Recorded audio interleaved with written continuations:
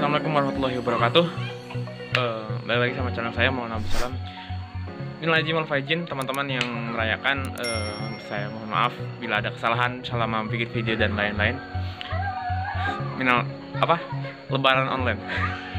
Oke, di video ini aku lagi udah ngerangkum beberapa pertanyaan dari teman-teman. Karena aku lagi ada di saung, dekat kolamku. Mungkin bisa ditengok teman-teman. Oke. Aku udah ngerangkum beberapa pertanyaan yang sering banget teman-teman tanyain di video-video aku.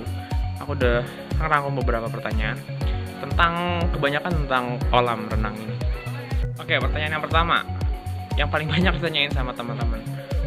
Kebetulan yang paling ditanya itu, "Bang, izinnya gimana?" Kita mulai kolam ini sekitar tahun 2020-an. Waktu itu waktu awal-awal corona masih ngehitnya kita bikin kolam ini. Pertama kolam tuh cuma kolam satu, nanti aku taruh di bawah link pertama kolam yang aku punya. Udah gitu sekarang udah punya dua. Gimana cara izinnya? Waktu itu aku pernah bawa berkas-berkasku semua ke Dispora, Dinas Pendidikan dan Olahraga Kabupaten. Teman-teman yang ada di kabupaten, karena aku di kampung jauh banget ke kota, jadi sekitar 2 jam. Aku udah ngurus waktu itu ke Disporanya Kabupaten Batanghari. Kebetulan aku ada di Provinsi Jambi, dan persyaratannya itu banyak banget. Ya harus SKCK, NPWP, kayak gitu lah, dan lain-lain banyak lah. Kalau teman-teman masih bingung juga nanti tengok aja di online juga, cari-cari di Google juga banyak. Itu agak ribet. Udah gitu terus kita juga izin ke desa, ke kepala desa juga. Kebetulan bapak juga deket sama pak kepala desanya, jadi agak mudah lah untuk ngurus-ngurus izinnya. Itu teman-teman kalau mau bikin izin, teman-teman silahkan datang ke Dispora, Dinas Pendidikan Olahraganya per kabupaten. Itu pertanyaan pertama. Terus pertanyaan yang kedua yang sering, "Bang, kolamnya ukuran berapa, habis berapa, dan lain-lain." Aku nggak bisa gimana ya kasih ini dan ini, cuman perkiraan aja kan, karena tiap daerah juga bahan-bahannya beda kayak gitu. Jadi aku cuma bisa kira-kira.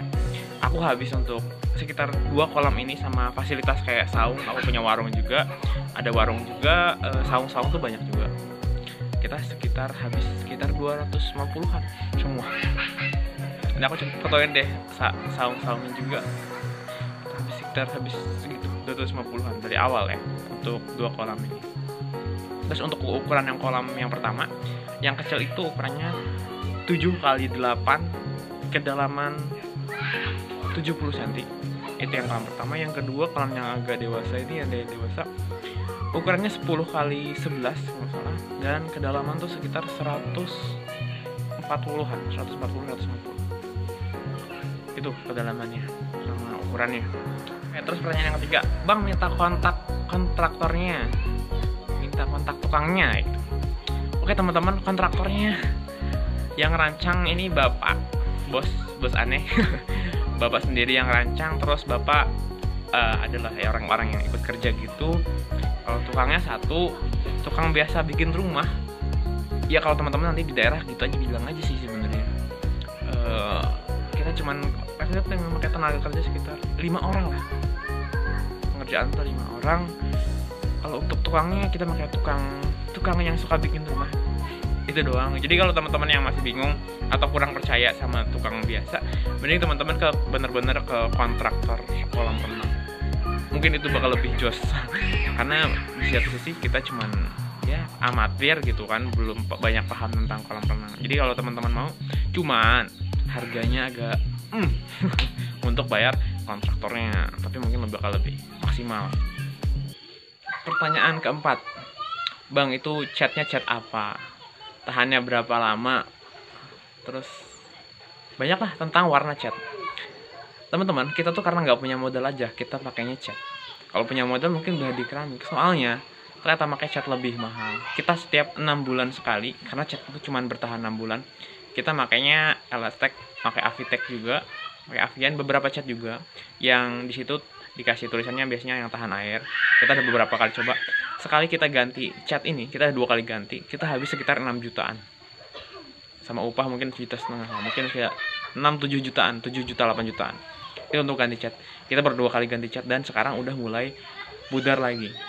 Jadi kalau teman-teman mau yang punya bikin kolam renang mau pakai cat, mending jangan.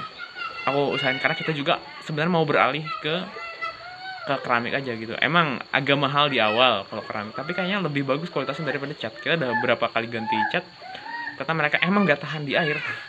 Warnanya agak pudar dan lain-lain. Jadi teman-teman kalau misalnya ada rencana mau bikin, mending langsung pakai keramik.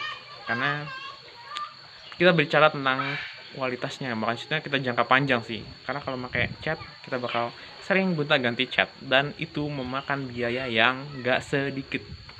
Nah, itu. Pertanyaan selanjutnya adalah, Bang, perawatan kolamnya gimana? Oke teman-teman, karena kita nggak tahu sama sekali, nggak pernah punya kolam renang, nggak tahu cara ngebersihin kolam renang. Waktu itu kita tengok-tengok di YouTube dan ternyata udah ketemu obatnya. Kita ya pakai PAC. Kalau teman-teman nanti cari dia itu PAC sama Kaporit. PAC untuk apa? PAC untuk menggumpalkan apa, kalau di kolam renang tuh kalau udah butek kan ngegumpal tuh kotor, apa butek ya. Nah, PAC itu untuk menggumpalkan yang butek itu biar jadi ke bawah. Nah, kalau Kaporit itu untuk membunuh kuman atau penyakit apa kotor apa ya, kan banyak tuh bakteri-bakteri yang jahat mungkin ya. Nah, itu untuk membunuhnya. Jadi PAC itu untuk ngendapin, gumpalin yang embun tadi, yang butek tadi. Kalau Kaporit untuk membunuh bakteri gitu sih. Jadi kalau kita ngasih obatnya kadang 3 hari sekali lah, seminggu 2 kali biasanya. Dan dosisnya teman-teman bisa dibaca juga di internet, karena beda kolam beda ukuran, kita juga nggak bisa masih patokan, tapi teman-teman bisa lihat di Google biar lebih untuk jelasnya. Yang selanjutnya ke-6 ya, Bang, berapa masuk tiketnya, berapa pendapatannya?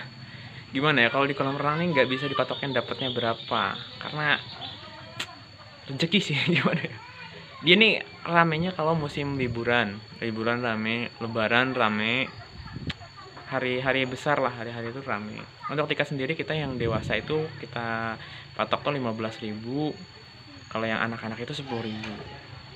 Jadi kalau misalnya sebulan berapa ya, 400 sampai 600 ya dapat lah orang, 400 sampai 600 dikaliin aja.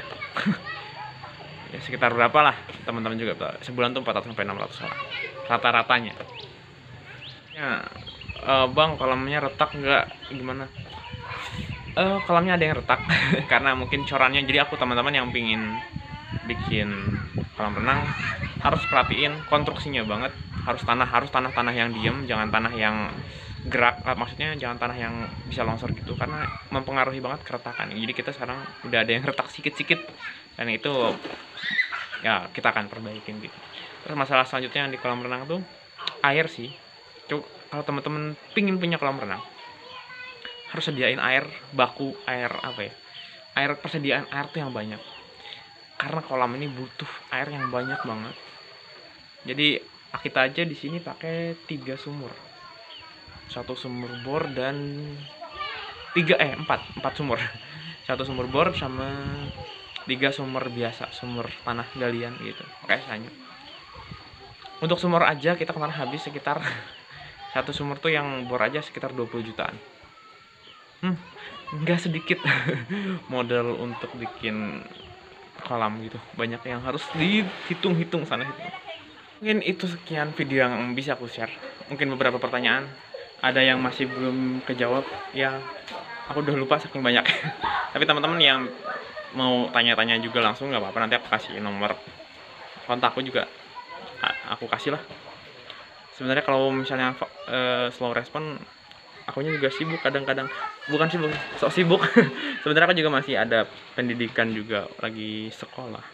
Jadi mungkin Sabtu Minggu doang yang bisa pegang HP, selebihnya aku nggak bisa pegang HP karena HP ku ditahan di sekolah.